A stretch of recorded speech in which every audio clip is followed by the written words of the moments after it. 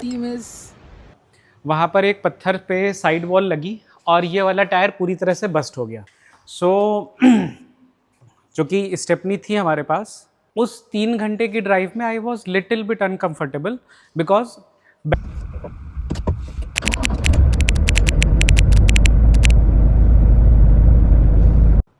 Hi friends, welcome to my channel my Himalayan drives. Ritual करना ज़रूरी है, but basically this video is about मैं अपना experience share करना चाहता था।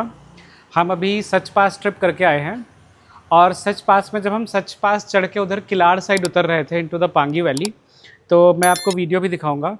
वहाँ पर एक पत्थर पे साइड वॉल लगी और ये वाला टायर पूरी तरह से बस्ट हो गया। तो if you focus Shifali here, ये वाला, तो ये पूरा साइड वॉल फटी थी और ऑन द स्पॉट ये टायर वहाँ पर पूरा फट गया था, पूरी हवा निकल गई।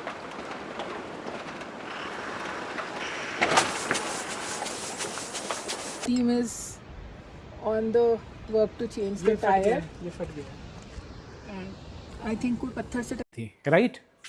सो जो कि स्टेपनी थी हमारे पास, तो स्टेपनी थी तो हमने तुरंत टायर रिप्लेस किया। बट उसके बाद भी किलाड़ का टेरेन वैसा ही था जिसमें टायर फटा था और 3 घंटे की ड्राइव फिर भी बची हुई थी। सो बेसिकली उस 3 घंटे की ड्राइव में I was little bit uncomfortable because backup tyre मैंने यूज़ कर लिया था और मेरे पास कोई बैकअप नहीं था। और वो टेरेन ऐसा है कि वहाँ पर ना कोई गाड़ी जाती है ना कोई हैबिटेशन है। लोग मतलब इफ़ यू आर लकी, अगर कोई उधर से टैक्सी वाला निकल जाए, and again then to if you are lucky taxi वाला निकलेगा, आप उससे लिफ्ट लोगे, इधर you will come to Bairagarh या फिर आप किलाड़ जाओगे and then you will get the help. तो और चूँकि हमारे साथ फैमिली थी, बच्चे थे, तो उसकी वजह से मुझे थोड़ी सी टेंशन हो गई थी कि अगर अगला टायर फटा तो मैं क्या करूँगा विद किड्स। अच्छा, दूसरी चीज़ क्या हुई कि जब मैं किलाड़ पहुँचा तो वहाँ पर टायर शॉप थी, 3-4 थी, बट किसी के पास कोई भी इक्विपमेंट नहीं था। Equipment in the sense, sorry, equipment था बट ना उनके पास टायर था, ना उनके पास ट्यूब थी, ना उनके पास टायर को फिक्स करने के लिए, फटे हुए टायर को फिक्स करने के लिए कोई भी जो सामान चाहिए होता अवेलेबल था। तो उससे मैं थोड़ा सा और पैनिक कर गया। मनाली में आकर के फाइनली मैंने पूरा टायर फिक्स करवाया। दो किलाड़ में वर्क अराउंड मैंने कर लिया था, which I will also tell, but based on that I wanted to share my experience कि हमें कैसे कैसे प्लानिंग करनी चाहिए। तो स्टेप नंबर 1, आज की गाड़ियों में, आजकल सारी गाड़ियों में ट्यूबलेस टायर्स आते हैं। तो अगर आपका एक नॉर्मल पंक्चर होता है, सो फॉर नॉर्मल पंक्चर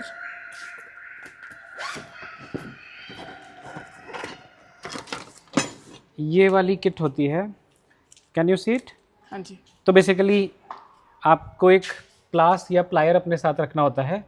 कीला निकाला, यूट्यूब पे बड़े सारे वीडियोस अवेलेबल हैं कि कैसे फिक्स करते हैं।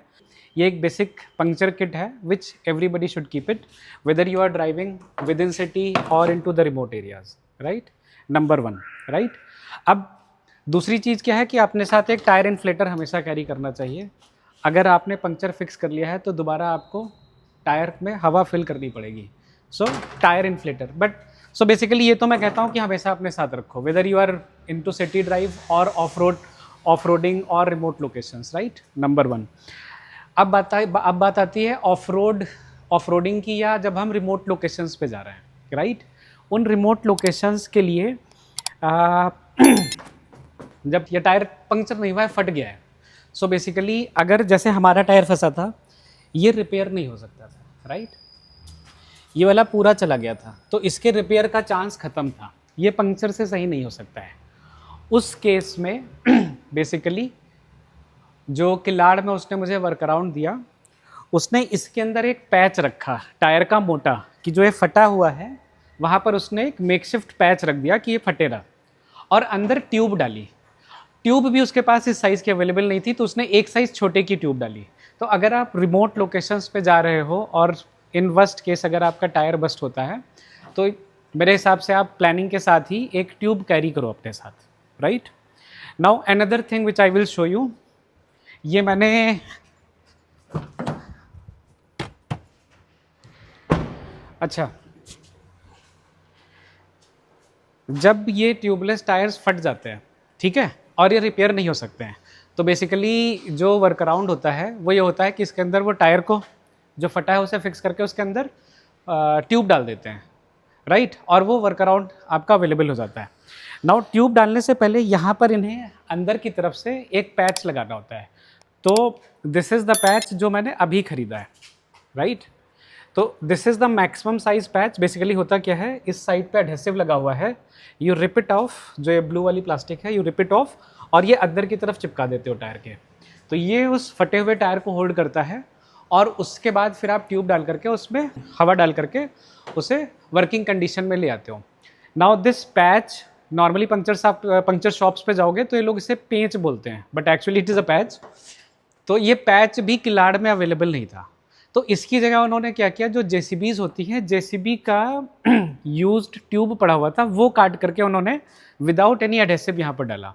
सो किलाड़ में मेरा वर्क अराउंड इन्फ्लेटेड टायर मेरे पास अवेलेबल था, but I was not sure. तो जब मैं वापस गुड़गांव आया तो बेसिकली मैंने इसमें एक ऐसा पैच डलवाया है, इसके अंदर एक फिर ट्यूब पड़ा हुआ है। So it is a backup with tube tyre, tubeless नहीं है अब ये।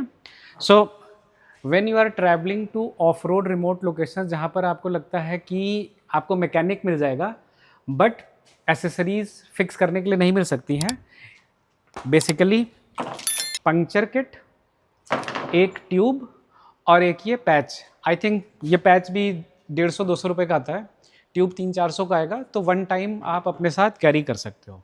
सो इतना इक्विपमेंट के साथ it will give you confidence enough कि मैकेनिक अवेलेबल होगा तो आपका टायर तो फिक्स कर ही देगा।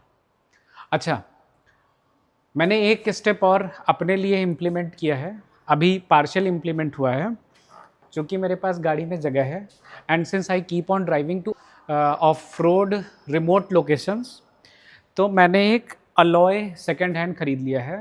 हाइलक्स ओनर्स अपने अलॉयज़ चेंज करवा करके अलॉयज़ लेते रहते हैं, तो बेसिकली मैंने एक सेकेंड हैंड अलॉय ख़रीद लिया है। इट कॉस्टेड मी 15K और एक टायर मुझे जुगाड़ना है। तो बेसिकली एक टायर मैं एक्स्ट्रा कैरी करूँगा, तो उससे क्या होगा कि मेरे पास 2 बैकअप टायर्स होंगे। एक तो यही है, एक और बैकअप टायर होगा, तो अगर एक टायर फट गया तो मेरे पास फिर भी एक बैकअप ऑप्शन अवेलेबल होगा। So with 2 tyres it will give me more confidence, but again it's up to you. I am not recommending कि आप एक्स्ट्रा टायर लेके चलो, एक स्टेपनी में आपके पास होता ही है। बट हाँ, अगर आपके पास जगह है, अगर आपके पास 15-20 हज़ार रुपये खर्च करने की इच्छा है and it gives you more confidence in terms of when you are travelling solo like me in remote locations, then it is not a bad plan.